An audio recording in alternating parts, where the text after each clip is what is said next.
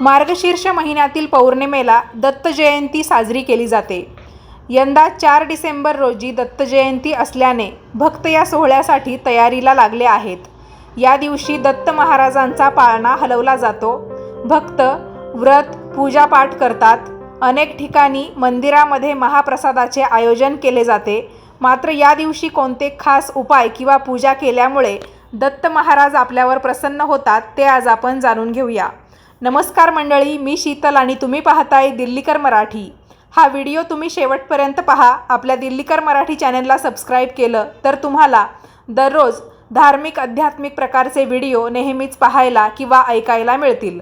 हा व्हिडिओ पाहत असताना सर्वांनी कमेंट्समध्ये लिहा, दिगंबरा दिगंबरा श्रीपाद वल्लभ दिगंबरा।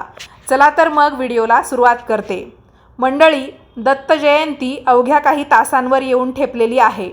अनेक जण पारायणाची तयारी किंवा आता सांगतेची तयारी करत असणार। दत्त भक्तांसाठी हा दिवस म्हणजे मोठा सोहळा असतो। दत्त जयंतीच्या 8 दिवस आधीपासूनच दत्त मंदिर सजावट पूजापाठ करण्यास सुरुवात होते।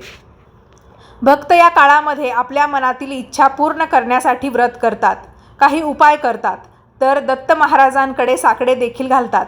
मात्र हे सर्व करत असताना तुम्ही यंदाच्या दत्त जयंतीला खास उपाय केले तर तुमच्या मनातील इच्छा अवश्य पूर्ण होतील, असे काही भक्त आपल्या अनुभवांवरून सांगतात। हे उपाय पूर्ण श्रद्धेने केले तर दत्त महाराजांची कृपा निश्चित होते अशी मान्यता आहे। यंदाची दत्त जयंती 4 डिसेंबरला येत आहे। हा दिवस अतिशय भाग्याचा समजला जातोय, कारण या दिवशी गुरुवार आहे। गुरुवार हा दत्तगुरूंना समर्पित असा वार आहे। या दिवशी भक्त व्रत करतात। तसेच मार्गशीर्ष महिन्यातील गुरुवारचे महत्त्व अधिक आहे, कारण या काळामध्ये महालक्ष्मीचे गुरुवार व्रत करण्याची पद्धत आहे। त्यामुळे दत्तगुरूंच्या वारी यंदाची दत्त जयंती असल्याने शुभयोग तयार होत आहेत। या दिवशी काही खास उपाय केले तर नशीब उजळू शकते। दत्त महाराज आपल्यावर कृपा करून आपल्या आयुष्यामध्ये धनसंपदा, समृद्धी, सुख सर्व काही देतील। आपल्या मनातल्या इच्छा पूर्ण करण्यासाठी किंवा सकल मनोरथ पूर्ण करण्यासाठी दत्त जयंतीच्या दिवशी तुम्ही सकाळी लवकर उठून स्नान झाल्यानंतर दत्तांच्या मंदिरात जा किंवा घरी असलेल्या बाळकृष्णाच्या मूर्तीची पूजा केली तरीही चालेल। ज्यांच्याकडे मूर्ती नाही आहे किंवा ज्यांना मंदिरात जाणं शक्य नाही आहे, ज्यांच्या आसपास कुठे दत्त महाराजांचं मंदिर नाही आहे, त्यांनी आपल्या घरी समजा गुरुचरित्राचं पुस्तक असेल, गुरुचरित्र पारायणाची जी पुस्तिका किंवा ज्याला आपण ग्रंथ म्हणू शकतो, त्याची पूजा केली तरीही चालेल। किंवा तुमच्याकडे दत्त महाराजांच्या पादुका असतात, त्यांचीसुद्धा तुम्ही पूजा करू शकता। मंदिरामध्ये गेलात किंवा घरच्या घरी जरी पूजा केली तर तिथे गूळ आणि चण्याची डाळ अर्पण करा। काही मंदिरांमध्ये या दिवशी महाप्रसाद बनवला जातो।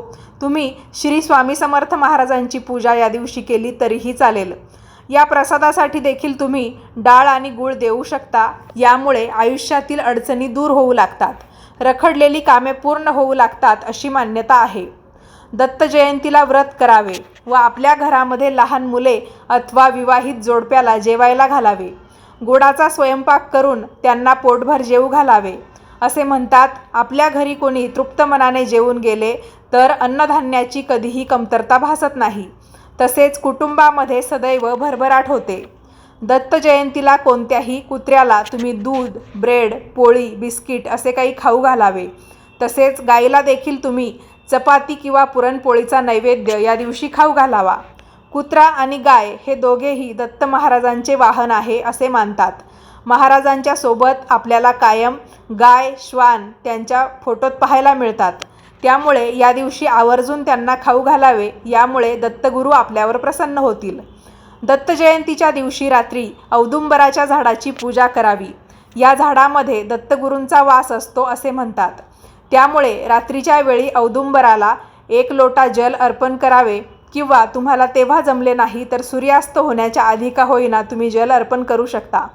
तसं पाहायला गेलं तर आपण रात्रीच्या वेळी कोणत्याही झाडाला जल अर्पण करत नाही, पण मग दत्त जयंतीच्या दिवशी आपण असे रात्रीच्या वेळी केले तरीही चालणार आहे। त्यानंतर हार फुले वाहावीत, मग धूप लावून तुपाचा दिवा प्रज्वलित करावा।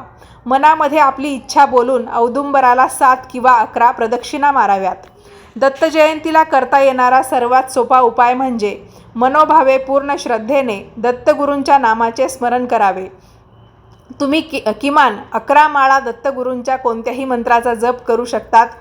अवधूत चिंतन श्री गुरुदेव दत्त या मंत्राचा जपसुद्धा अतिशय प्रभावी ठरू शकतो. या दिवशी मनामध्ये दिवसभर दत्तगुरूंचे नामस्मरण सुरू ठेवा. दत्त महाराजांची कृपा तुमच्यावर झाल्याशिवाय राहणार नाही. तर मंडळी, हा होता आजचा व्हिडिओ आणि दत्त जयंती निमित्तची माहिती. तुम्हाला हा व्हिडिओ माहिती कशी वाटली मला कमेंट्स करून नक्की कळवा. व्हिडिओ आवडला असेल तर नेहमीप्रमाणे व्हिडिओला लाईक करा, जास्तीत जास्त लोकांना पाठवा आणि याच पद्धतीचे नवनवीन माहितीचे धार्मिक आध्यात्मिक व्हिडिओ दररोज पाहण्यासाठी आजच दिल्लीकर मराठी या यूट्यूब वाहिनीला जरूर सबस्क्राईब करा. वेळात वेळ काढून व्हिडिओ शेवटपर्यंत पाहिला त्याबद्दल तुम्हा सर्वांचे खूप खूप धन्यवाद. दत्त जयंतीच्या हार्दिक शुभेच्छा. अवधूत चिंतन श्री गुरुदेव दत्त.